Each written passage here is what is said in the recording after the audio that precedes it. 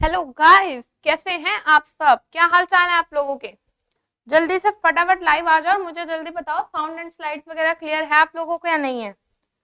तो आज है बहुत ही खास दिन, क्योंकि जो हमारे फर्स्ट शिफ्ट के बच्चे थे 2 मार्च वाले, वो पेपर देके अपना निकल चुके हैं। और बेस्ड ऑन दी एनालिसिस, जो उनका मेमोरी बेस्ड एनालिसिस था, ठीक है, उसके हिसाब से मैंने बच्चे क्या करे हैं, कुछ अपने सवाल मैंने रेडी करे हैं जो आप लोगों के एग्जाम में आए हैं, जो आप लोगों के पेपर में आए हैं। ठीक है, तो एक बार फटाफट से देखते हैं कि वीडियो लाइव हुआ है कि नहीं हुआ। Me see on that. Can you hear me? जल्दी से बताओ यार, आ रहा है कि नहीं आ रहा।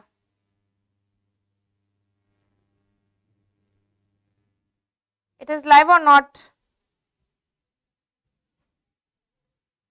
मेरे यहाँ से स्टार्टिंग हो चुकी है इसकी ना। हाँ, यहाँ से तो स्टार्टिंग है।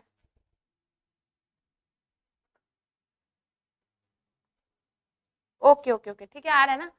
तो बच्चे 2 मार्च 2023 में जो आप लोगों के पेपर में सवाल आए थे वो अभी हम डिस्कस करेंगे। और साथ साथ आप मुझे कमेंट सेक्शन में बताते चले जाएंगे जो जो सवाल आप लोगों को लगता है कि जो आपके पेपर में आए हैं। ठीक है, तो लेट्स गेट स्टार्टेड, करते हैं हम लोग शुरू। अच्छा, उससे पहले मैं आप लोगों को बता दूं हु आई एम। एक मिनट रुकिए जरा, स्लाइड शो ले लेते हैं हम लोग अपना। Yes, so guys, this is basically about me. This is again Tanya icon in front of you.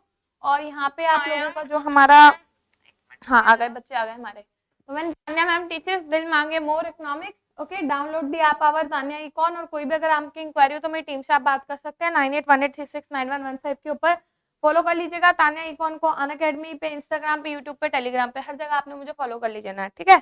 और लेट्स क्रैक इट। चलो भाई, करते हैं शुरू फटाफट अपना जो हमारा एनालिसिस है आज का। देखो, ये मुझे बताया गया है कि ये सवाल आया था मैम पेपर के अंदर, जहाँ पे इन्होंने पीकॉक वाइसमैन हाइपोथेसिस के ऊपर कोई मैचिंग पूछ गई थी आप लोगों से कि पीकॉक वाइसमैन हाइपोथेसिस वाला जो सवाल है, ये जो क्वेश्चन है, ये थ्योरी किसके द्वारा दी गई है।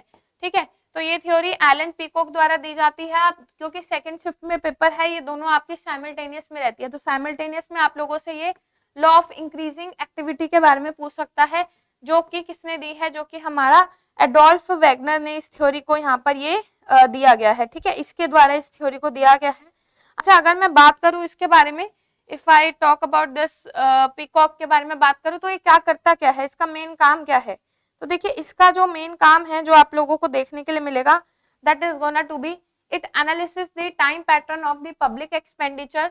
It explains important characteristics of the growth of public expenditure. किस तरीके से हमारा स्टेप लाइक जर्क्स के अंदर जो है वो चीज बढ़ती है, उसके बारे में यहाँ पे बताता है। देन इसने अपनी थ्योरी में कुछ 3 तरीके के इफेक्ट भी दिए थे। 3 तरीके के इफेक्ट में यहाँ पे आप लोगों का डिस्प्लेसमेंट इफेक्ट, कंसंट्रेशन इफेक्ट और इंस्पेक्शन इफेक्ट जो है, इनके द्वारा यहाँ पर ये दिया जाता है, राइट। तो डिस्प्लेसमेंट इफेक्ट बच्चे क्या होता है, to meet the increase expenditure due to the social disturbances the government tends to increase. Government क्या काम करती है, गवर्नमेंट अपना जो टैक्सेस का लेवल है उसको बढ़ा देती है। ठीक है, यानी कि जो हमारा पूरा का पूरा टैक्स स्ट्रक्चर है उसे क्या कर दिया जाता है, उसे यहाँ पे ये डिस्प्लेस करने की आप लगा लो की कोशिश जो है हम लोग यहाँ पे ये करते हैं। चलो आगे बढ़ते हैं। Then we have, hello Aslam Ansari, hello Vijeta, yes आ जाओ। इस कंसंट्रेशन इफेक्ट क्या होता है, due to displacement effect the public expenditure goes up and simultaneously. तो यहाँ पे हमारा बहुत ज्यादा जरूरी है कि हम उसकी क्या करें, साथ साथ इंस्पेक्शन भी करें, क्योंकि इंस्पेक्शन नहीं करेंगे तो पता ही नहीं चलेगा कौन सा खर्चा जो है वो हमारा कहाँ हुआ है। ठीक है, the levels of the public expenditure and the revenue. और कंसंट्रेशन हम देखने के लिए यहाँ पे क्या करते हैं, the levels of public and the expenditure revenue are stabilized to the new level. मतलब जब देखो हम कोई नई चीज लाते हैं तो नई चीज को देखने के लिए भाई वो फिट हुई है नहीं हुई है, उस चीज को यहाँ पे ये देखा जाता है, उसके हिसाब से हम लोग इसको बनाएंगे। ठीक है, क्या कह रहे हो मैम, एचडीआई किसने डेवलप किया था, ये क्वेश्चन आया था, बताओ भाई एचडीआई किसने डेवलप किया है। वैसे तो मैंने ये सवाल आपको कई बार करवाया हुआ है, हु हैज डेवलप्ड एचडीआई। तो बच्चे ह्यूमन डेवलपमेंट इंडेक्स जो है डेवलप किया गया है, किसके द्वारा डेवलप किया गया है, this question has been come. हाँ, देखिए एक हमारे पाकिस्तानी इकोनॉमिस्ट हुआ करते थे, पाकिस्तानी इकोनॉमिस्ट, और उनका नाम था महबूब उल हक करके, मुझे नाम याद आ रहा है। ठीक है, तो उन्होंने जो हमारा एचडीआई था, हमारा ह्यूमन डेवलपमेंट इंडेक्स, 1990 की बात है, शायद 1990 की बात है। ठीक है, तो इन्होंने उस कॉन्सेप्ट को ये क्या करे थे, उस कॉन्सेप्ट को ये लेकर आए थे। और यस, तो नेम इज दी महबूब उल हक और इनके साथ साथ अमर्त्य सेन। अमर्त्य सेन का भी नाम जुड़ता है, किसके अंदर जुड़ता है, जब भी हम लोग बात करते हैं इसके बारे में, ठीक है। अमर्त्य सेन का भी नाम है, यस। अच्छा यूएनडीपी था ऑप्शन में, तो यूएनडीपी हो जाएगा आपका सही आंसर, ठीक है। अब देखो जो पूछा था मैं तो उसी के हिसाब से बता रही हूँ, इकोनॉमिक्स नहीं पूछा तो फिर आप यूएनडीपी कर देना, यूनाइटेड नेशन डेवलपमेंट प्रोग्राम, ठीक है ना। हाँ यूएनडीपी आप लोगों का। अच्छा ठीक है, प्रोड्यूसर सरप्लस का एक सवाल मुझे पता लगा है कि आपके पेपर में आवा था। तो बच्चे प्रोड्यूसर सरप्लस क्या होता है, टोटल रेवेन्यू लेते हैं माइनस जो हमारा सप्लाई फंक्शन होता है, सप्लाई फंक्शन का इंटीग्रेशन करते हो आप लोग, और जो लिमिट्स होती है वो कहाँ तक होती है, 0 से लेके क्वांटिटी तक की हमारी ये लिमिट्स आप लोगों को देखने के लिए मिलती है, ठीक है। तो इस सवाल मेरे पास आया है, हालांकि I don't know about the exact question, but ये कुछ बच्चों ने भेजा है मुझे, आप देख लेना अगर थोड़ा सा कुछ ऊपर नीचे अगर आपको लगे। तो ये मुझे किसी बच्चे ने बताया था, when demand is equal to, demand कितनी है अपनी, डिमांड दे रखी है बच्चे 20 minus 5x and the supply was equal to 4x plus 8, ठीक है। और ऐसे इस तरीके का कोई सवाल था और इसका प्रोड्यूसर सरप्लस उसने निकालने को आप लोगों को बोला था। तो देखिए बहुत ही इजी है इस सवाल को करना, ये क्वेश्चन को करना। अगर एग्जैक्ट क्वेश्चन यही है तो मैं सॉल्व करके दिखा रही हूँ। देखो इक्विलिब्रियम क्या होता है, equilibrium of market is demand is equal to supply. तो डिमांड को यहाँ पे आप क्या करेंगे, डिमांड को आप बच्चे यहाँ पे सप्लाई के इक्वल आप यहाँ पे रख दो। तो 20 minus 5x is equal to 4x plus 8, right. Constant को एक तरफ रख लो, 20 माइनस 8 हो जाएगा और 4x प्लस 5x हो जाएगा, तो दैट विल बी दी 12 और 9x। आई थिंक थोड़ा सा कुछ गड़बड़ है क्योंकि क्वांटिटी आपकी फ्रैक्शन में तो नहीं आएगी, कहीं जो इन्होंने सवाल दिया वो सही नहीं है, क्वांटिटी आप लोगों का फ्रैक्शन में नहीं हो सकती, दिस इज थिंग कुछ ना कुछ मतलब इसके अंदर गड़बड़ है, ठीक है ना, नहीं हो सकता, पॉसिबल ही नहीं है ना। हाँ माइट भी पॉसिबल, अगर ये 20 प्लस 5x होता तो उसके हिसाब से मैं यहाँ पे इसको अगर 20 प्लस, नहीं बेटा कुछ आपकी मेमोरी में कुछ दिक्कत है, ये मतलब क्वेश्चन नहीं होगा, बट मैं आपको तरीका बता देती हूँ, करने का तरीका यही होता है कि आप इसको क्या करेंगे, इसको आप डिमांड और सप्लाई को इक्वल रखेंगे। सबसे पहले मार्केट के इक्विलिब्रियम वाला फॉर्मूला लगाओ, ठीक है। लगाने के बाद क्वांटिटी की वैल्यू मिल जाएगी, तो जो क्वांटिटी की वैल्यू आपको मिल रही है यहीं से आप लोगों ने क्या लेना है, टोटल रेवेन्यू लेना है माइनस सप्लाई फंक्शन का इंटीग्रेशन, और 0 से लेके कहां तक चलोगे, 0 से लेके क्वांटिटी तक आप यहाँ पे चलेंगे, ठीक है। You are very happy Aslam Ansari, very good, मैं यही चाहती थी हमारे बच्चे जो है सब खुशी खुशी निकले। अच्छा ये मुझे किसी ने बताया था कि इकोनॉमिक प्लानिंग का सवाल आया, लेकिन क्या है तो बताया ही नहीं, क्या क्वेश्चन आया था भाई, याद है इकोनॉमिक प्लानिंग में से? चलो आप याद करो, तब तक मैं फिर अगला सवाल देखती हूँ, ठीक है। देखो इकोनॉमिक प्लानिंग जो है हमारी क्या होती है बच्चे, economic planning is basically the planning commission of India. देखो सीधी सी बात है कि किसी भी चीज के लिए क्या चाहिए, जब आप किसी भी चीज को चलाना चाहते हैं बढ़िया तरीके से, तो हमें तो पूरा देश चलाना है, पूरा इंडिया चलाना है, जो हमारे प्रधानमंत्री हैं उन्हें, ठीक है। तो फिर उसके लिए प्लानिंग की जरूरत है, और वो जो प्लानिंग की जरूरत है वही आप लोगों का किस में पार्ट आएगा, वही हमारा सारा का सारा प्लानिंग कमीशन का काम करता है। प्लानिंग कमीशन को रिप्लेस किया था, किसने रिप्लेस किया था, planning commission has been replaced by the NITI Aayog ने इसको रिप्लेस किया था, ठीक है। अच्छा ये हो गया हमारा, देन वी हैव नेक्स्ट, क्या हो गया ये बढ़ क्यों नहीं रही आगे, टैक्स मल्टीप्लायर का कोई फॉर्मूला आया था, तो टैक्स मल्टीप्लायर का जो हमारा फॉर्मूला होता है that is gonna to be minus MPC upon में एमपीएस, क्योंकि 1 माइनस एमपीसी का मतलब क्या होता है, 1 माइनस एमपीसी का मतलब होता है हमारा एमपीएस, ठीक है। देखो मैं कोशिश कर रही हूँ साथ साथ जो आपके सवाल आ रहे हैं वो मैं आपको बताते चलूं। अच्छा टैक्स मल्टीप्लायर का कैसे आया था, टैक्स मल्टीप्लायर का मतलब फॉर्मूला पूछा था या फिर उसने कुछ क्वेश्चन बना के आप लोगों को दिया था, तो कुछ अगर उसके बारे में आप लोग बता सकें, ठीक है, तो बढ़िया हो जाएगा अगर आप बता सकते हैं उसके बारे में कुछ, right, if you can tell about that thing. हाँ ठीक है ठीक है ठीक है। अच्छा WTO के राउंड में से सवाल था, WTO के राउंड में से देख रहे हैं, मेरा सारा व्हाट्सएप भरा हुआ है। अच्छा ये तो कॉलेज वाले बच्चों का व्हाट्सएप है, रुको रुको रुको रुको, देख लो सबका देख कर बता रही हूँ मैं, क्या टेंशन ले लो। हाँ तो मैं ये पूछ रही थी टैक्स मल्टीप्लायर का बच्चे न्यूमेरिकल पूछा था या सिर्फ उसने फॉर्मूला पूछा था, I am only asking this thing, ठीक है ना। अच्छा बस डायरेक्ट फॉर्मूला था पेपर के अंदर, चलो डायरेक्ट फॉर्मूला था, फिर हम आगे क्यों डिस्कस करें, आगे बढ़ते हैं हम लोग। अच्छा ये कोई सवाल उसने पूछा हुआ था आपसे, when they have asked about the repo rate और रिवर्स रेपो रेट और सीआरआर इन सबको 2022 के हिसाब से डिसेंडिंग ऑर्डर में लगाना था। ऐसा कोई क्वेश्चन आप लोगों के पेपर में उसने पूछा है। देखो मैंने यहाँ पे एक पिक्चर लगाई है। बेसिकली यहाँ पे बैंक क्या कर रहा है, बैंक लोन दे रहा है आरबीआई को। तो जिस रेट के ऊपर बैंक लोन देता है आरबीआई को वो क्या कहलाती है, वो कहलाती है जी हमारी रेपो रेट कहलाती है। ठीक है, वहीं दूसरी तरफ अगर मैं रिवर्स रेपो रेट के बारे में बात करूँ तो रिवर्स रेपो रेट हमारा क्या होता है बच्चे, रिवर्स रेपो रेट होता है जिस रेट के ऊपर जो है बैंक लोन देगा आरबीआई को। अब आरबीआई को तो कभी लोन की जरूरत नहीं पड़ती, वो लोन क्यों लेता है, वो लोन इसलिए लेता है कि जब चाहे वो मनी सप्लाई के साथ क्या कर सके, मनी सप्लाई के साथ वो खेल सके। इस तरीके की कोशिश जो है वहां पे वो करी जाती है उसके साथ। ठीक है, अब ये देखो 2022 के हिसाब से भी अगर मैं बात करूं जो आपके रेट चल रहे थे तो क्या चल रहे थे, CRR was going to be, CRR देखो हमेशा आप लोगों को पता है 4% के इर्द गिर्द ही घूमता रहता है और SLR तो सबसे बड़ा होता है। SLR is always at the highest point. SLR जो हमारा सैचुरेटरी लिक्विडिटी रेशियो 18% चल रहा है। सैचुरेटरी लिक्विडिटी रेशियो क्या होता है, इस रेट के अंदर बेसिकली बैंक को अपने पास कुछ ऐसा रखना पड़ता है जिसको हम बड़ी जल्दी कुछ लिक्विडिटी असेट्स में कन्वर्ट कर सके और मतलब कैश में हम उसे जल्दी से जल्दी कन्वर्ट कर सके। तो सबसे बड़ा तो SLR होता ही है। ये दिमाग आपने लगा लेना था। अगर आपको डिसेंडिंग ऑर्डर में यानी कि घटते हुए क्रम में आपने उसको लगाना है तो जो सबसे बड़ी स्टार्टिंग होनी थी वो कहाँ से होनी थी, सबसे बड़ी स्टार्टिंग आप लोगों की SLR से यहाँ पे होनी चाहिए थी। ठीक है, सबसे छोटा आप लोगों का रिवर्स रेपो रेट होता है क्योंकि आरबीआई बहुत चालू है, जिस रेट के ऊपर वो लोन उठाता है उसको वो क्या करता है, सबसे छोटा रखने की कोशिश करता है। तो रिवर्स रेपो रेट आप लोगों का क्या होगा, सबसे छोटा आप लोगों को देखने के लिए मिलेगा। रिवर्स रेपो रेट से बड़ा आप लोगों का CRR, CRR आप लोगों का कितना था, CRR वाज दी 4%। उसके बाद मार्जिनल स्टैंडिंग फैसिलिटी रेट और आप लोगों का ये बैंक रेट, दोनों आप लोगों का एक तरीके से ही आप लोगों का रहा है, कितना रहा है, that is gonna to be 4.25%। ठीक है, तो अच्छा repo rate was, repo rate चल रहा है, रेपो रेट भी आप लोगों का CR इतना ही चल रहा है 4%।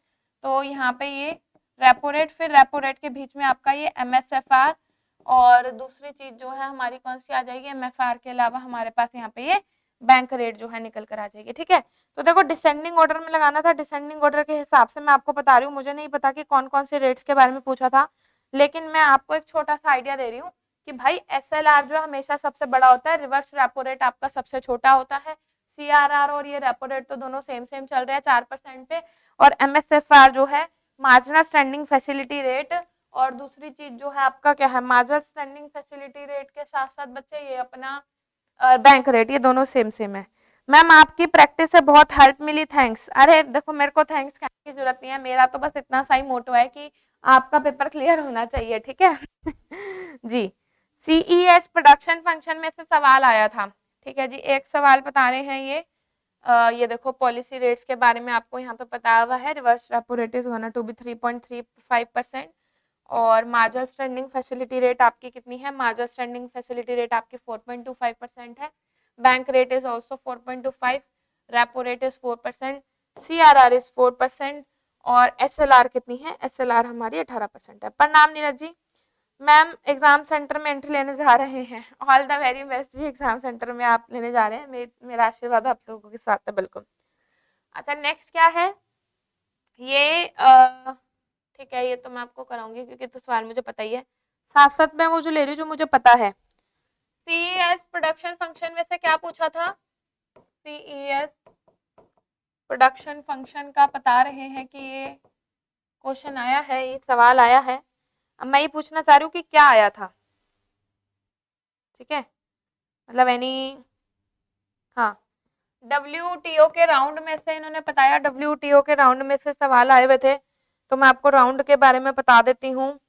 जिनीवा वाला बच्चे हुआ था, जिनीवा वाला was 1947, NAC was on the 1949।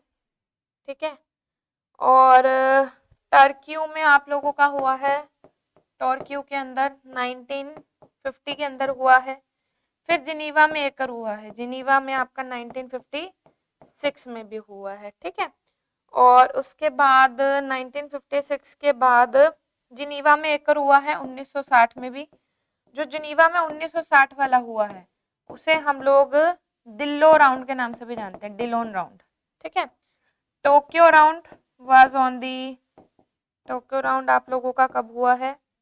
1973 से लेके 79 के बीच में आप लोगों का ये हुआ था, that was the Tokyo round. और फिर उसके बाद Uruguay round was, Uruguay round that was the last. ये हुआ था बच्चे, कब हुआ है ये? It was happened on the 1986 के अंदर ये राउंड हुआ था, ठीक है। तो कुछ ऐसा ही था कि WTO के राउंड के ऊपर आपको क्रोनोलॉजिकल ऑर्डर में लगाना था, तो इस तरीके से आप उसे लगा सकते हैं, दिमाग जो है मतलब जैसा भी सवाल आपके अंदर आया, मतलब आया था। बहुत से क्वेश्चन तो मैम एलिमिनेशन से करने थे। अच्छा, इलास्टिसिटी कितना होगा? इलास्टिसिटी कितने?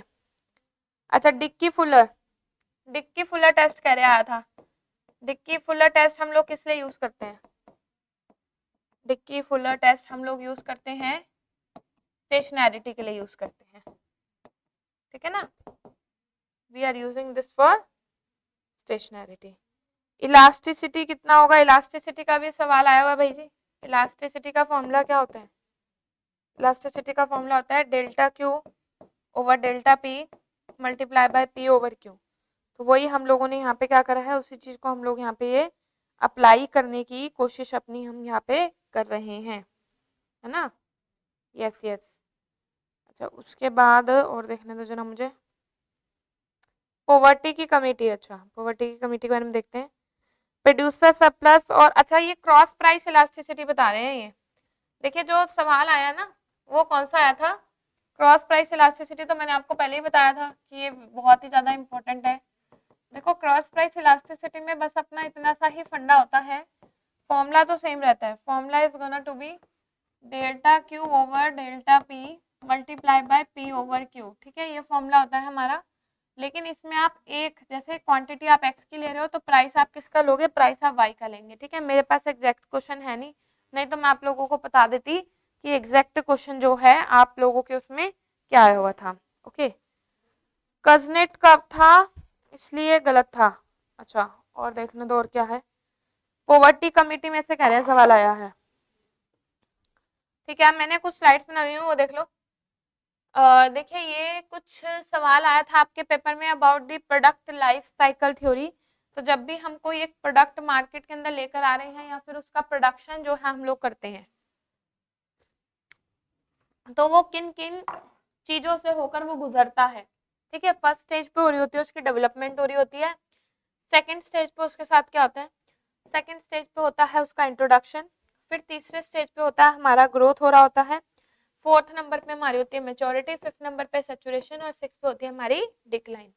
तो कुछ ऐसा बता रहे थे कि सेल्स के बारे में आता है, सेल कब होती है प्रोडक्ट लाइफ साइकिल में? तो सेल हो जाएगी बच्चा हमारी जो, जब मेच्योरिटी के ऊपर प्रोडक्ट पहुंच चुका है तो उसी टाइम के ऊपर हम लोग सेल करेंगे, which is basically on the fourth stage हमारा हो जाएगा। पैरेटो ऑप्टिमैलिटी से था कंडीशन नंबर थर्ड। अच्छा, कंडीशन नंबर थर्ड यानी कि वो मिक्स वाली, प्रोडक्शन कंजम्पशन मिक्स वाली कर रहे हो आप। अच्छा, ये किसी ने मुझे बताया था सवाल कि इंट्रा इंडस्ट्री ट्रेड में से उसने ये फॉर्मूला पूछा हुआ है, ग्रूबल एंड लॉयड इंडेक्स का ये फॉर्मूला है 1 minus export I minus M I x I plus M आई। ये हमेशा 0 और 1 के बीच में लाई करता है, इससे ज्यादा ये कभी नहीं जा सकता, ठीक है। एक्स आई क्या है हमारा? एक्स आई है हमारा एक्सपोर्ट ऑफ गुड, और एम आई क्या होता है? एम आई होता है हमारा यहाँ पे इम्पोर्ट ऑफ गुड, ठीक है। तो अगर GLI बिल्कुल 1 है, 1 के इक्वल है, there is a good level of the inter industry trade, this means for example the country is considering export the same quantity of good I as much as the import. Conversely, if GL is equal to 0, there is no intra industry trade. अगर GL हमारा 0 है तो intra industry trade में हम लोग क्या करेंगे? Either export और ओनली हम लोग क्या करेंगे? गुड आई के अंदर ही हम करेंगे। देखो पहले आप ये समझ लो कि इंटर और इंट्रा में फर्क क्या होता है बच्चे। इंटर का मतलब होता है जहाँ पे हम लोग इंटरनेशनल ट्रेड करते हैं। इंटरनेशनल ट्रेड हम लोग किसका करेंगे? वाइडली डिसिमिलर गुड्स का। जैसे कि हम लोग क्या कर रहे हैं? ऑटोमोबाइल को हम लोग करते हैं एक्सपोर्ट, और क्लोथिंग को हम लोग क्या कर रहे हैं? क्लोथिंग को हम इंपोर्ट कर रहे हैं। इंपोर्ट होने का मतलब क्या है? कि हमारे देश में वो चीज आ रही है। एक्सपोर्ट होने का मतलब क्या है? एक्सपोर्ट होने का मतलब होता है बच्चे कि हम लोग उस चीज को बेच रहे हैं, ठीक है। ये फर्क होता है दोनों के अंदर। अच्छा, अब दूसरी तरफ आप लोगों का इंट्रा इंडस्ट्री ट्रेड क्या होता है? तो इंट्रा इंडस्ट्री ट्रेड होता है इम्पोर्ट एंड एक्सपोर्ट हम लोग सिमिलर गुड्स के अंदर करेंगे। सिमिलर गुड्स मतलब कि अगर मैं ऑटोमोबाइल को एक्सपोर्ट करूँ तो ऑटोमोबाइल ही मेरा इंपोर्ट हो रहा है, कुछ इस तरीके से आप लोगों का ये आपको देखने के लिए मिलेगा, that is gonna to be intra industry trade हो जाएगा। ठीक है, तो ये फॉर्मूला होता है जो ग्लोबल लॉयल इंडेक्स ने दिया था, ये बताता है if GLI is equal to 1 के बराबर आ गया तो इसका मतलब क्या है, 1 के बराबर आने का मतलब है कि इंट्रा इंडस्ट्री ट्रेड जो है वो हमारा हो रहा है। Yes, there is intra industry trade. If GL is equal to 0 तो हमारा इंट्रा इंडस्ट्री ट्रेड हमारा यहाँ पे बिल्कुल भी नहीं है। और हम लोग क्या कर रहे होंगे, when intra is not there तो फिर आप लोगों का इंटर होगा। ठीक है, देखो if GL is equal to 0 there is no intra industry trade at all, this would mean that country is considered only either export और इम्पोर्ट। किसका लेगी, एक्सपोर्ट और इंपोर्ट हमारा ये सिर्फ एक ही गुट का लेके चलेगी। ठीक है, मतलब मैंने आप लोगों को दोनों बता दिया। ये शायद आपका पेपर 1 का भी टॉपिक होता है ना, जब हम लोग बात करते हैं इंट्रा, तो इंट्रा का मतलब क्या होता है, इंट्रा का मतलब होता है खुद से बातचीत करना, है ना, when we communicating with our self. और वहीं अगर हम लोग बात करते हैं अपना इंटर की, तो इंटर का मतलब होता है कि दूसरे कमोडिटीज के अंदर आप लोग अपना एक्सपोर्ट या इंपोर्ट वाली ये सारी चीजें आप लोग यहाँ पे अपना कर रहे हैं। ठीक है, तो इस चीज को आपने समझना है। अब देखो आगे देखो, नहीं मैम 3 टोटल था, एक गलत देखना था। अच्छा, और क्या है अपने पास, प्रोडक्शन फंक्शन का हो गया। Okay, now we have more question. ये देखिए बता रहे हैं एलिमिनेशन मेथड से क्वेश्चन बड़े आराम से हो रहे थे। एलिमिनेशन मेथड को लगाते हुए अगर आप दिमाग लगाएं तो बड़ी आराम से जो आपके सवाल थे, जो आपके क्वेश्चन थे, वो आराम से हो रहे थे। अच्छा, जो भी बच्चे लाइव आए हुए हैं जो इस वीडियो को आगे जाके देखेंगे तो प्लीज इसे लाइक शेयर सब्सक्राइब जरूर कर दीजिएगा आप। अच्छा, नेक्स्ट CES प्रोडक्शन फंक्शन में से नहीं बताया क्या आया था। अच्छा, एक क्वेश्चन ये मुझे आया था टेलीग्राम पे, प्रोबेबिलिटी थी विदाउट रिप्लेसमेंट। ठीक है, प्रोबेबिलिटी का न्यूमेरिकल आया है विदाउट रिप्लेसमेंट, यानी कि रिप्लेसमेंट नहीं होनी चाहिए। तो इसमें बेटा जो इन्होंने बताया है, आई डोंट नो कि मतलब क्वेश्चन उनको सही पता है नहीं पता, लेकिन हमारी उससे थोड़ी सी मदद मिल जाएगी, आपको पता लग जाएगा कि हमने करना कैसे है उस सवाल को, है ना। तो they have asked you on that on the probability, कहाँ गया, यस। तो कोई बॉक्स है और बॉक्स में हमारा क्या है, यस। सो अरे यार क्या हो गया, ऐसा चल नहीं रहा। देयर इज वन बॉक्स, ठीक है, बॉक्स में हमारे पास ग्लव्स दे रखे हैं। ठीक है, टोटल 9 ग्लव्स हैं, 9 में से 2 राइट हैं और 7 लेफ्ट वाले हैं। नहीं, उल्टा है, इसने लिखा हुआ है कि दो दो अपने पास क्या हैं, 2 राइट हैं और 7 बच्चे हमारे क्या हैं, 7 लेफ्ट वाले हाथ के हैं। ठीक है ना, लेफ्ट वाले हाथ के हैं। ठीक है, 2 राइट है और 7 जो आपके राइट हैंडेड है। Find the probability of getting 1 left and 1 right. मतलब अगर आप आंखें बंद करके उसमें से आप क्या कर रहे हैं, ऑल द वेरी बेस्ट लिपाश्री, आपका पेपर बहुत अच्छे तरीके से हो और बढ़िया तरीके से, हाँ बढ़िया तरीके से आप एग्जाम को अपना क्रैक कर कर आइए। फिर हम लाइव इंटरव्यू कंडक्ट करेंगे आप लोगों के साथ, जो जो JRF नेट लेकर आएंगे आपके साथ लाइव इंटरव्यूज हम कंडक्ट करेंगे। ठीक है ना, चलो अब ये देखो, हाँ 2 राइट और 7 लेफ्ट वाले थे ना, तो उसने कुछ पूछा था कि अगर हम लोग निकाल रहे हैं, देखो प्रोबेबिलिटी का फॉर्मूला क्या होता है, प्रोबेबिलिटी का फॉर्मूला होता है हमेशा, रिक्वायर्ड प्रोबेबिलिटी जब आपको निकालनी है, favourable outcomes divide by total number of outcomes. तो मैंने बोला एक लेफ्ट वाला चाहिए, एक राइट वाला चाहिए। ठीक है, मेरी रिक्वायरमेंट बस इतनी सी है। तो राइट वाला टोटल कितने हैं, 2 हैं, 1/2 हो गया। मेरे को एक राइट चाहिए था, एक लेफ्ट चाहिए था। जब मैंने राइट वाला एक निकाल लिया, समझ आ रही है, राइट वाले को हम लोगों ने क्या करा है, एक अपना निकाल लिया है। Favourable outcome divide by total number of outcomes में आप लोग यहाँ पे क्या करेंगे, टोटल नंबर ऑफ आउटकम्स में आपको यहाँ पे करना पड़ेगा 9 करना पड़ेगा, 1/9। अरे यार क्या हो गया इसको, दिस इज नॉट वर्किंग। 1/9 निकल गया, ये हमारी किसकी हो गई जी, हाँ वही देख रही हूँ पढ़ रही हूँ, साथ साथ आप कमेंट छोड़ते रहिए।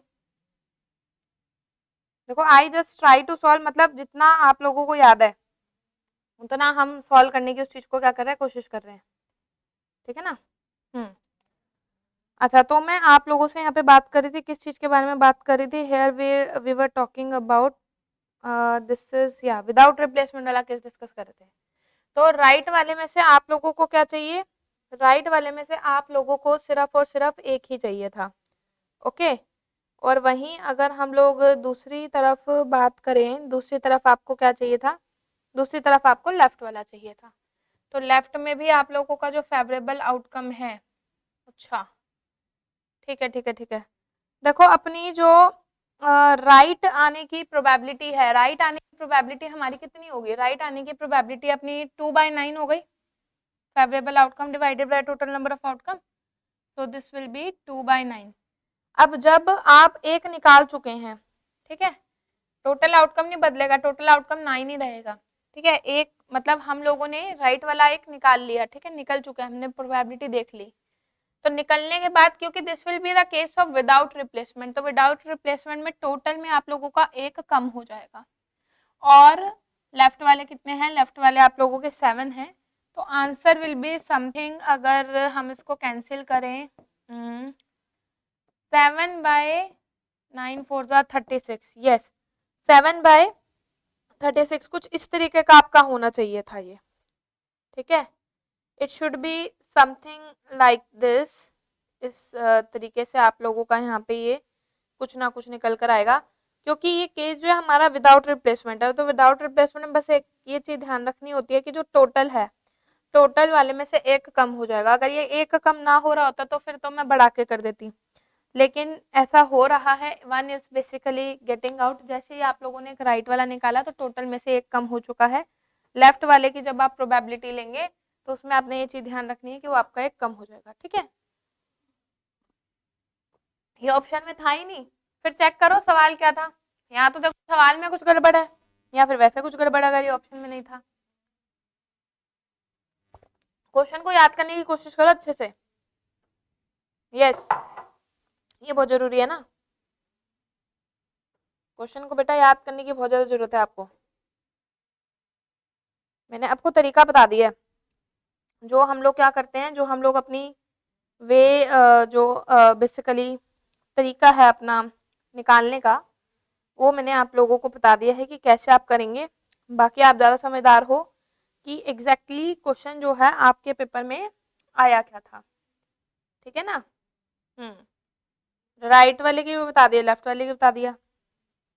चलो मैम सवाल वही था, हमको याद है, टेक्स्ट यू ऑन व्हाट्सएप। हाँ हाँ मेरे पास तो देखो ये क्वेश्चन निकल कर आया है इसका, तो साइड अगर ये केस आपका विदाउट रिप्लेसमेंट है तो 2/9 हो गई अपनी लेफ्ट की, और उसकी हो गई आपकी 7/8, सही तो है, आंसर तो ये आना चाहिए। बाकी देखना पड़ेगा, ठीक है, माइट भी पॉसिबल कई बार वो खुद से सही आंसर देना भूल जाता है तो फिर क्वेश्चन चैलेंज करना पड़ता है हमें, यही फर्क आता है ना दोनों में। अच्छा और रुको, और मेरे पास व्हाट्सएप पे 2-4 सवाल आए हैं। मैम प्रोड्यूसर सरप्लस का CES का what is the value of sigma if alpha is 0 and 0 alpha के बीच में, इन्फिनिटी के बीच में लाई कर रहा है, अल्फा के वैल्यू 0। प्रोड्यूसर सरप्लस का क्वेश्चन वही है, मेरा भी आंसर नहीं आ रहा था और आंसर भी फ्रैक्शन में दिया था। अच्छा आंसर ही फ्रैक्शन में दिया था, देखिए कह रहे हैं कि प्रोड्यूसर सरप्लस का क्वेश्चन तो यही है, तो जब आंसर फ्रैक्शन में आ रहा है यहाँ पे आपको क्या करना पड़ेगा, देखिए तरीका तो वही रहेगा, ठीक है, वे तो अपना वही रहेगा। 9/12 का मतलब कितना हो जाएगा, 3/4, तो 3/4 is coming out to be 0.75 आ जाएगा ना, एक्स की वैल्यू जो है वो 0.75 हो जाएगी। तो यहाँ पे आप जब इसका इंटीग्रेशन करेंगे, सप्लाई फंक्शन का इंटीग्रेशन विल बी 4x²/2 और प्लस का 8x, ये गया ये गया 4x² + 8x। तो यहाँ पे जो भी वैल्यू आ रही थी हमारे पास उसे हम लोग पुट करके देखेंगे इसके अंदर, ठीक है। और TR total revenue will be P × demand 20 - 5 × 0.75, देख रही हूँ मैं, हाँ सॉरी सॉरी सॉरी, उल्टा हो गया, 12/9 आएगा। ठीक है ठीक है, 12/9 आने का मतलब है ये आपका यहाँ से ये इसको हटा देते हैं हम। 12/9 आने का मतलब है आपका ये हो जाएगा बच्चे 4/3, 1.33, 1.33 तो आपका एक्स आ रहा है। तो बेसिकली जो हमारा वो रहेगा करने का तरीका जो है उसकी calculation will be little bit tough. बाकी ऑप्शन देख के ज़्यादा अच्छे से आपका पता लग सकता है कि क्या उसने पूछा था। इकोनॉमिक प्लानिंग का तुमने बताया नहीं क्वेश्चन क्या आया था, बस मुझे इकोनॉमिक प्लानिंग देके हटा दिया। पूरा तो बताओ आया क्या था। ये हो गया अपना, ये आ जाओ भाई। और देख रहे हो पॉवर्टी एस्टिमेशन का लॉजिकल ऑर्डर बताना था। अच्छा देखिए, आपको पता है टाइम टू टाइम हमारी पॉवर्टी की कुछ ना कुछ रहती हैं जिन्होंने क्या करी है, रिसर्च करी है काफ़ी ज़्यादा। किसके ऊपर सर्च करी है, पॉवर्टी के ऊपर सर्च करी है। तो इधर दिस विल बी पॉवर्टी की जो कमेटीज हैं, ठीक है, कमेटीज का कुछ कोलॉजिकल ऑर्डर पूछा हुआ था, समथिंग लाइक दैट। जिन्होंने क्या करा है, जिन्होंने पॉवर्टी वाली जितनी भी हमारी कमेटीज बनी है उसके ऊपर ही they have just ask you about the, किस चीज़ के बारे में पूछा था इन्होंने, पॉवर्टी एस्टिमेशन के बारे में। They are basically gonna to be research, कौन कौन सी कमेटीज के द्वारा जो है वो करा गया है। तो देखिए वैसे तो बड़ी सारी कमेटीज ने करा है, लेकिन थोड़ा बहुत जैसे कि आपका ये लकधावला 1993, तेंदुलकर भाई साहब 2009, और रंगराजन का रंगराजन का टाइम पीरियड क्या था, 2014 रंगराजन का। एक अलग कमेटी भी है उससे पहले, अलग committee has done their research on 1979। अच्छा एक सवाल था, टैक्सेस को क्रोनोलॉजिकल ऑर्डर में लगाना था। तो एज यूजुअल आप लोगों को पता होना चाहिए जब हम टैक्सेस को लगाते हैं, and the options are very easy, बच्चे बता रहे थे।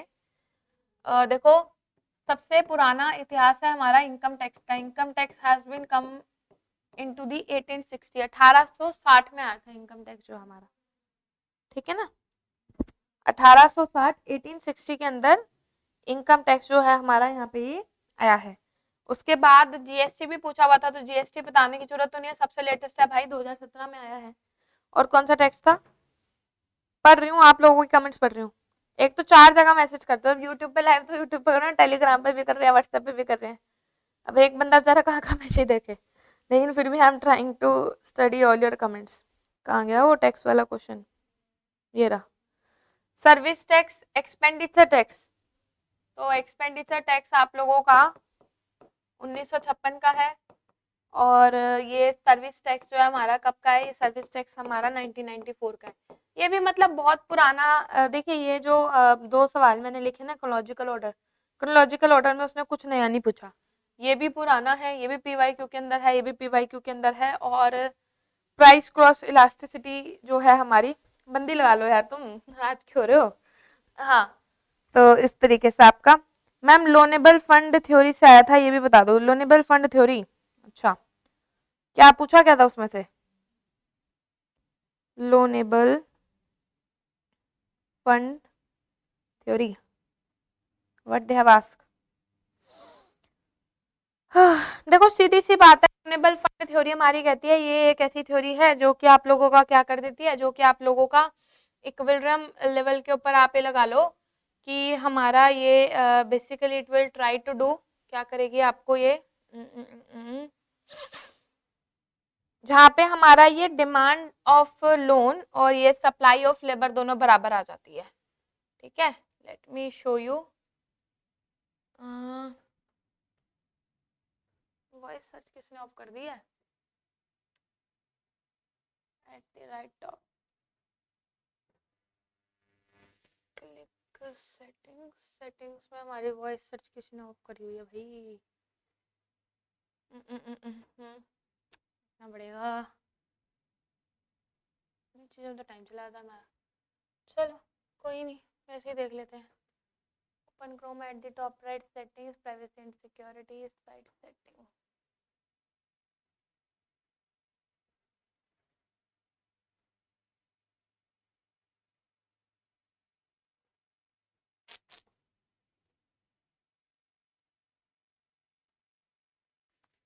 Privacy and security and site setting.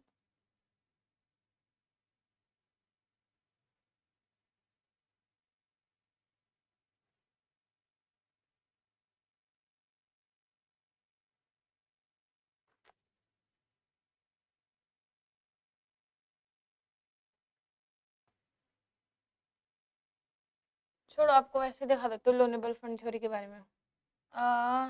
Loanable fund theory, ये देखो। तो लोनेबल फंड थ्योरी में कुछ खास नहीं है। लोनेबल फंड थ्योरी आप लोगों का बस इसका इतना सही काम होता है लोनेबल फंड थ्योरी का, कि जिस पॉइंट के ऊपर आपका ये जो है ना रेट ऑफ इंटरेस्ट हमारा यहाँ पे क्या होता है, ये देखो कहाँ पे हमारा इक्विलिब्रियम होगा, जिस पॉइंट के ऊपर ये डिमांड फॉर लोन जो है किसके बराबर हो जाती है, demand for loan will be equal to home, demand for loan will be equal to the supply of loan के बराबर हो जाती है, तो उसी पे काम हो जाता है। CES प्रोडक्शन फंक्शन में से कुछ बता रहे थे बट मुझे पूरा क्वेश्चन वो समझ नहीं आया है, तो एक बार इसके दर्शन करा देते हो आपको CES प्रोडक्शन फंक्शन के, ताकि आपको देख के कुछ कुछ याद आ जाए। देखो CES हमारा फेमस है, किस चीज के लिए फेमस है बच्चे?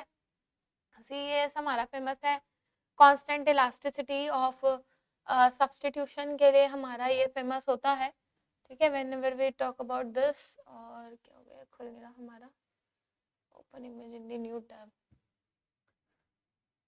ओपन तो हो ही नहीं पर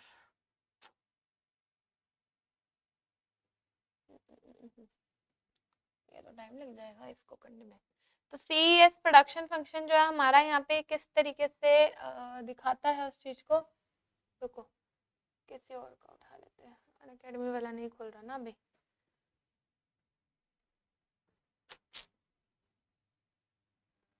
देखिए इट विल बी लाइक, देख रही हूँ मैं सबसे बड़ी आप लोगों के लिए। जिग्मा का क्या काम है? जिग्मा हमारा बताता है आप लोगों का, देखो एक तो गामा होता है एक जिग्मा होता है, तो जिग्मा हमारा यहाँ पे बताएगा indicates the relative importance of capital, यानी कि एफिशिएंसी वगैरह के बारे में आप लोगों को ये चीजें बताता है, ठीक है। Here we are why it is not opening, रुको मैं ऐसा कर लेती हूँ, सेव ही कर लेती हूँ इमेज को, then it will be more beneficial for you ना, आराम से ओपन हो जाएगी सेव होके। जूम करे इसे,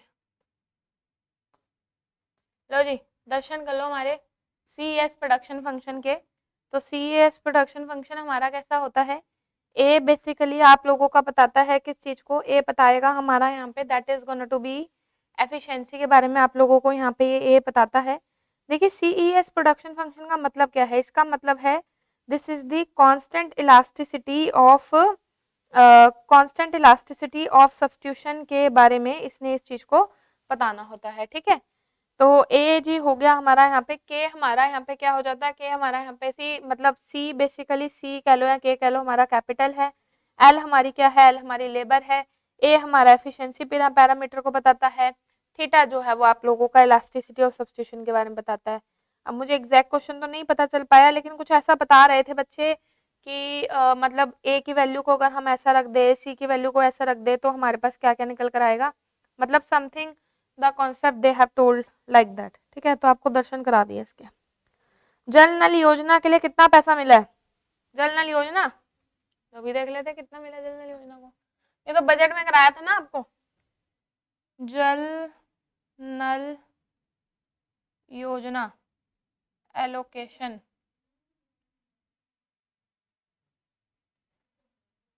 देखो पता लग जाएगा कितने पैसे मिले, 45,000 से 5,000 50,000 करोड़ रुपए इसको एलोकेट करे गए हैं हमारे जो जनरल योजना थी, प्रधानमंत्री नल से जल योजना, ठीक है। ये रहा इसके बारे में, इसमें हम लोग 3.8 करोड़ जो है हमारे क्या है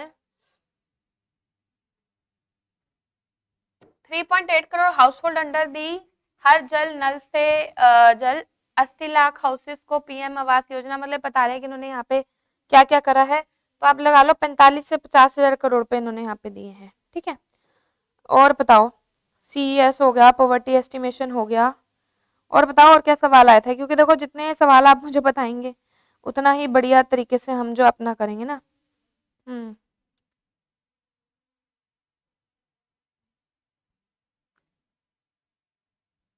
स्टक हो गया वीडियो, क्या हो गया इसे?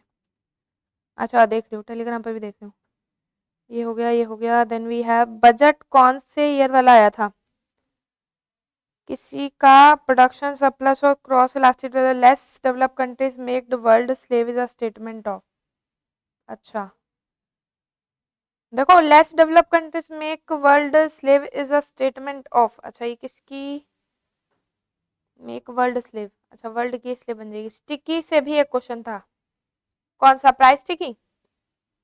अच्छा, प्रॉफिट और बेनिफिट क्या कह रहे हैं? बेनिफिट कॉस्ट थ्योरी बुक वाले में दी इन्फ्लेंट ग्लैट, एशियन ड्रामा गुनर माइडल की किताब है। ठीक है, इन्फ्लेंट ग्लैट करके कोई कह रहा है, किताब के बारे में पूछा है उसने, देख लेते हैं ऐसी कोई किताब है भी। इन्फ्लेंट ग्लैट,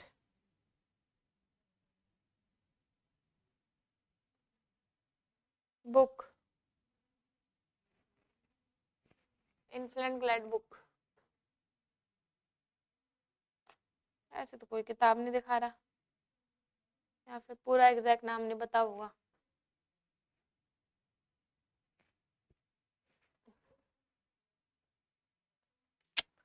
ऐसी तो कोई भी किताब नहीं है। एशियन ड्रामा तो है, एशियन ड्रामा के तो आपने पहले भी, मैंने आपको कई बार उसके दर्शन कराए हैं। गुनर माइडल ने लिखी है एशियन ड्रामा, तो yes Asian drama is there. ये रही, इसके बारे में तो हम जानते ही हैं सारा। गुनर माइडल द्वारा इस बुक को क्या लिख करा जाता है? गुनर माइडल ने इस बुक को लिखा था। ठीक है, yes Asian drama, an inquiry into the poverty of nations के ऊपर ये किताब है। ओके और कुछ anything else which you want to tell me, जो आप बताना चाहें? ठीक है ठीक है ठीक है, सही है। जनरल वाला भी हो गया, ये भी हो गया। मुझे लग रहा है मेरे पास कमेंट शायद लेट आ रहे हैं। मैम वही है, हमको याद नहीं है। अच्छा नहीं मैम, 3 क्वेश्चन गलत था और एक देखना था। अच्छा, इलास्टिसिटी कितना होगा? अब तो रिजल्ट का वेट है। डिक्की फुलर मैंने बता दिया, Dickey Fuller test, Dickey Fuller test भी दिखा देती हूँ। डिक्की फुलर में से कह रहे हैं सवाल आया था, डिक्की फुलर टेस्ट। डिक्की, एक तो उसका नाम ऐसा है ना,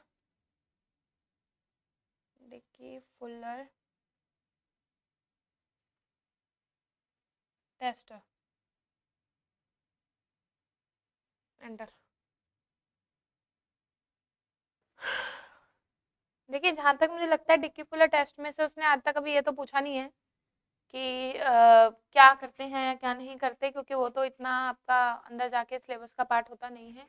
दे बेसिकली आज दिस थिंग कि हम डिक्की फुलर टेस्ट को किस लिए यूज करते हैं। ठीक है, तो यूनिट रूट टेस्ट है हमारा, जो हम ऑटो रिग्रेसिव मॉडल के लिए, टाइम सीरीज के लिए जो है हम इसको क्या करते हैं, यूज करते हैं। देखो, the null hypothesis that a unit root test is present in an autoregressive time series model में से हम क्या करते हैं, यूज करते हैं। प्राइस स्टिकीनेस का क्वेश्चन आया था, ये तो आपको पता ही है। प्राइस स्टिकीनेस मॉडल किसने दिया है? प्राइस स्टिकीनेस को ना हम लोग प्राइस रिजिडिटी कहते हैं। प्राइस रिजिडिटी, बस ये आ गए अपने भाई साहब।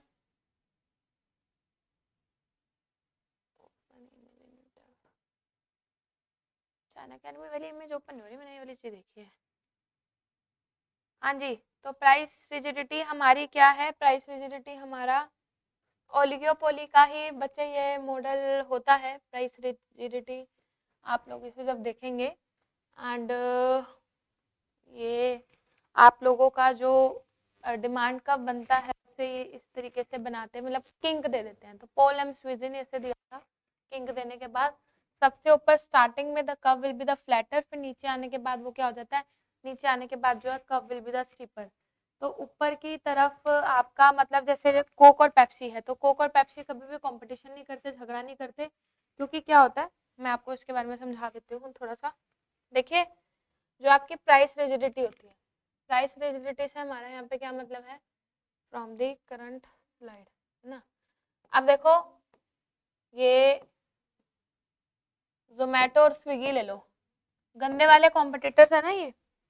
तो जब स्विगी वाला प्राइस बढ़ाता है तो जोमेटो इसको क्या करता है, इग्नोर करता है। जब स्विगी वाला प्राइस कम कर देता है तो जोमेटो उसका जवाब देने के लिए और कम कर देता है, फर्दर डाउन। फिर ये इसका जवाब देने के लिए और कम करेगा, फिर ये और कम करेगा, तो इनके बीच में ना एक प्राइस वॉर टाइप छिड़ जाती है। तो उस प्राइस वार को ना छिड़े क्या सलाह दी जाती है, स्टार्टिंग में द डिमांड का विल बी द फ्लैटर, और एक टाइम के बाद वो कुछ इस तरीके से हो जाता है, ठीक है, लाइक दिस। तो कहने का मतलब ये है कि चाचा जी जिस प्राइस पे जो क्वांटिटी बेच रहे हो उतनी बेचते रहो, क्योंकि ऊपर करने की कोशिश करोगे तो ऊपर करने की वजह से डिमांड कब हमारा क्या रहेगा, डिमांड कब हमारा फ्लैटर है, तो कोई आपके पास जाएगा ही नहीं, आपकी सेल खत्म। सोचो अगर ये स्विगी का अगर आप बना रहे हो, अगर ये प्राइस ऊपर करने की कोशिश करेगा, इसकी क्वांटिटी तो घट जाएगी ना, क्योंकि लोगों के पास ऑप्शन है, जोमेटो को अवेल कर सकते हैं। वहीं अगर हम लोग बात करें, ये कम करने की कोशिश करेगा, कम इसने इसलिए करा कि सोचेगा सारे ग्राहक मेरे पास आएंगे, पर ऐसा होगा नहीं। क्यों, it will make the demand का वो स्विगी इनइलास्टिक, कि जोमेटो और ज्यादा कम कर देगा। तो जिस पर्पज से ये पूरा करेगा वो इसका पर्पज पूरा होने नहीं वाला।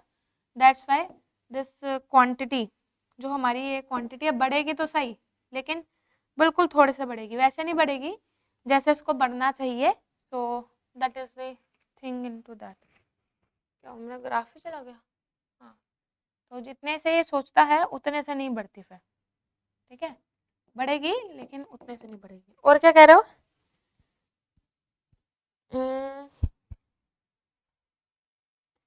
फीचर ऑफ आईसी, इंडिफरेंस का आपका फीचर पूछ रहा था सीरियसली, ऐसा क्वेश्चन भी पूछ रहा है। डाउनवर्ड स्लोपिंग होते हैं, कभी दूसरे को कट नहीं करते, higher indifference curve represent the higher satisfaction, touch X axis, no touch Y axis, ये सारी चीजें होती हैं, ठीक है। मेरा मुंह दिख रहा, कोई नहीं, आप इकोनॉमिक्स का मुंह देखो, मेन तो इसी के लिए लाइव है कि आप इकोनॉमिक्स का अपना जो है देखिए, ठीक है। तो गाइस ये कुछ हमारे सवाल थे जो मेरे पास बच्चों के जरिए आए हैं, ठीक है। बाकी धीरे धीरे जैसे इनकी मेमोरी चलती रहेगी, और कुछ दिनों में एनटीए भी आजकल पेपर जल्दी दे देता, तो आपके पास मैं फुल एनालिसिस लेके आऊंगी। अभी हमारे दिन वाले बच्चे सेंटर में एंटर हो चुके हैं और मैं दिन वाले सेंटर में पहुंचने वाली हूँ, ठीक है। शाम को आपके साथ मैं एनालिसिस करूंगी 7 बजे, जो आपका शाम वाला पेपर होगा उसका हम लोग एनालिसिस करेंगे एट दी 7, ठीक है।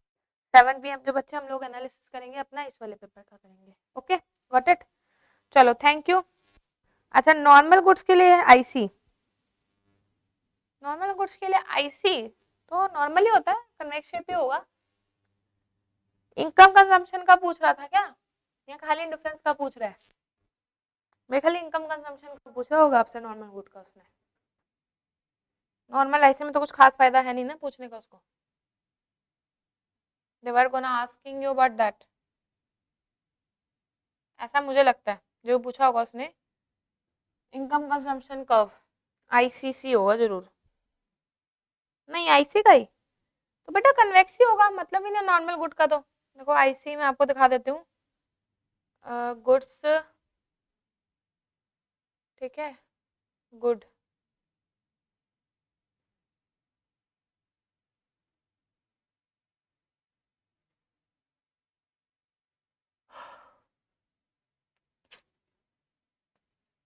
ये देखो ये कुछ हमारे पास इस तरीके के आईसी होते हैं, ठीक है, मतलब लाइक दिस, कि आपका गुड अगर न्यूट्रल है, न्यूट्रल में हमको फर्क नहीं पड़ता, तो एक्स हमारा नॉर्मल है, वाई वाला न्यूट्रल है, अगर वाई वाला न्यूट्रल है तो वर्टिकल हमारे डंडे जो है खड़े हो जाएंगे, ठीक है। वहीं अगर हम लोग बात करें नॉर्मल है, तो नॉर्मल वाले गुड में जो आईसी होना चाहिए दैट शुड बी सिंपल आप लोगों का निकलेगा, और सिंपल हमारा कैसा निकलेगा बेटा, that will be the convex shape जैसा होता है, जैसा आईसी होता है वैसा ही निकलेगा कन्वेक्स शेप में, क्योंकि ये दोनों आप लोगों के क्या हैं, दोनों आप लोगों के नॉर्मल गुड्स हैं। तो नॉर्मल गुड्स के कारण it should be like this, ठीक है ना। ओके चलो ओके, अब चलिए ठीक है, इतना काफ़ी है आज के सेशन में। So guys I hope you like this video, आपने इसको एंजॉय किया होगा अच्छे से।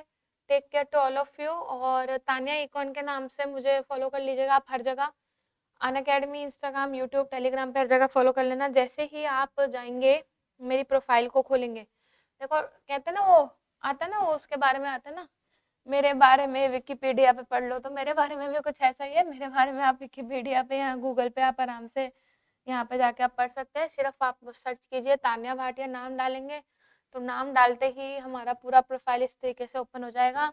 यहाँ पे हमारी अनअकैडमी की फ्री क्लासेस जो है चलती रहती हैं, पेड बैच भी है, ठीक है, मॉक टेस्ट भी है, सब कुछ अवेलेबल है, स्पेशल क्लासेस भी है।